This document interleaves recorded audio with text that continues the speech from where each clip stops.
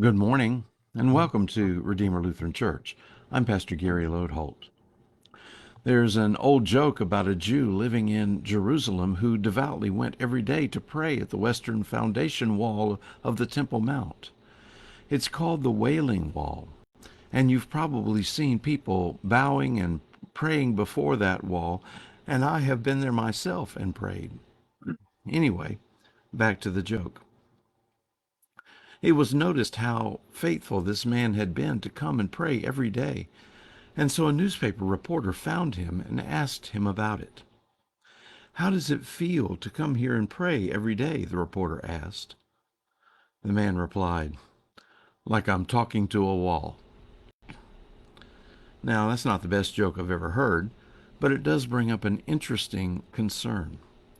So often it may seem to us like in our prayers we are talking to a wall.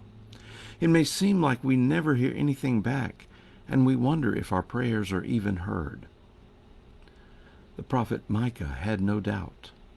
He preached about the same time as Isaiah, and both of them and others preached messages urging people to work for social justice, caring for the poor and outcast, and to return to true worship, that is, worship from the heart. They lived in a time of peace, and that comes with its own difficulties. You see, when there are no troubles, it's easy to become complacent about God. It's easy to ignore living God's way. Part of Micah's message expressed that so strongly when he pointed out how so many others were putting God in second place. Micah 7, verse 7 said, "But as for me, I will look to the Lord. I will wait for the God of my salvation. My God will hear me." My God will hear me. Micah knew that God was his salvation, and he put everything else aside and waited for God. As we continue making our way through Advent, our own time of waiting and praying, we are looking at Bible verses and people who found themselves waiting for God.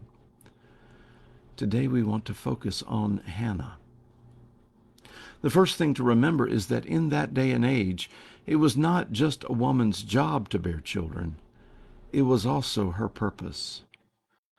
Women without children were scorned and looked down on by other women who thought they were better than the barren one.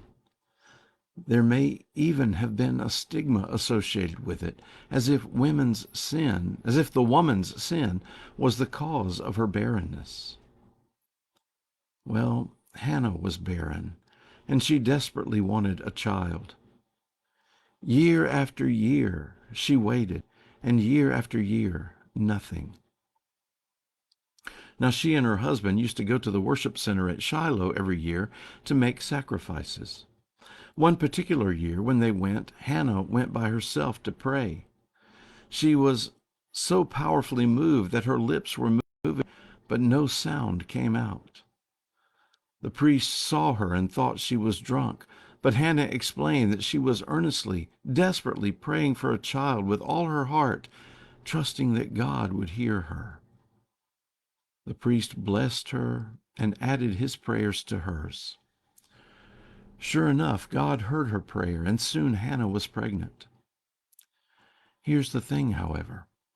When she prayed for a child, she promised that when he was weaned, she would give him back to God. So when Samuel was about 3, they took him back to the priest and left him there to serve in the worship center. Now, at that point in the story, I always say something about not bringing your 3-year-olds to me and leaving them here. But the point is that God had great things in mind for Samuel.